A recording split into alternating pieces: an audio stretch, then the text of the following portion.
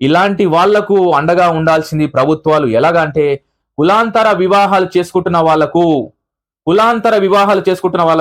అంటే కుల మతాలకు అతీతంగా ప్రభుత్వాలు ఏర్పడతాయి కాబట్టి వీళ్ళు కులాంతర వివాహాలు చేసుకొని కుల మతాలకు అతీతంగా పిల్లల్ని కంటారు కాబట్టి ఆ ప్రభుత్వాలు ఈ పిల్లలకు రిజర్వేషన్ కల్పించాలనేసి లోకల్ ప్రొడక్ట్ డెవలప్మెంట్ ఆర్గనైజేషన్ కోరుతుంది.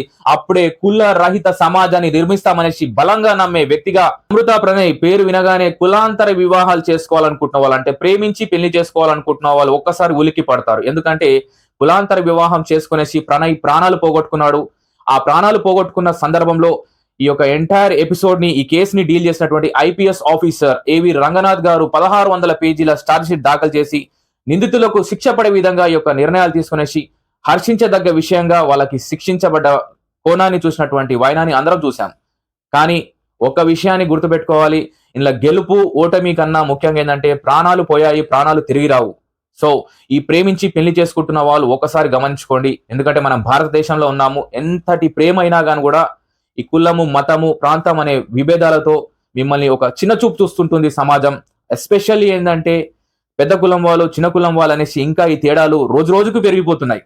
ఈ సందర్భంగా నేను చెప్పదలుచుకుంది ఏంటంటే అటు ప్రభుత్వాలకు కానీ, ఇటు ప్రజలకు కానీ, తల్లిదండ్రులకు కానివ్వండి, ప్రేమించి పెళ్లి చేసుకోవాలనుకుంటున్న వాళ్ళకి కానీ మీరు అన్ని విషయాలను గమనించుకునేసి అటు మీ పేరెంట్స్ ని కానీ, అంటే మీ తల్లిదండ్రులను కానీ, మీ సమాజంలో ఉన్నటువంటి మీ యొక్క విలువలను కానీ కాపాడుకునే విధంగా మీ యొక్క నిర్ణయాలు తీసుకోండి. ఎందుకంటే ప్రాణాలు పోతే ప్రాణాలు తిరిగి రావు.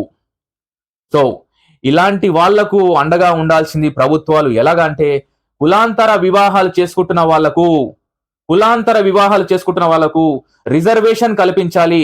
ఎందుకంటే వీళ్ళు తెలిసి తెలియని వయసులో ప్రేమలో పడి ఒక పిల్లగాని కంటారు. ఆ కన్నవాడు అనాథ కావద్దు అంటే ముఖ్యంగా కులాంతర వివాహాలు చేసుకున్న వాళ్ళ పిల్లలకు రిజర్వేషన్ కల్పించాలనేసి లోకల్ ప్రొడక్ట్ డెవలప్మెంట్ ఆర్గనైజేషన్ ద్వారా కోరుతున్నాను. ఎందుకంటే కుల మతాలకు అతీతంగా ప్రభుత్వాలు ఏర్పడతాయి కాబట్టి వీళ్ళు కులాంతర వివాహాలు చేసుకొని కుల మతాలకు అతీతంగా పిల్లల్ని కంటారు కాబట్టి ఆ ప్రభుత్వాలు ఈ పిల్లలకు రిజర్వేషన్ కల్పించాలనేసి లోకల్ ప్రొడక్ట్ డెవలప్మెంట్ ఆర్గనైజేషన్ కోరుతుంది.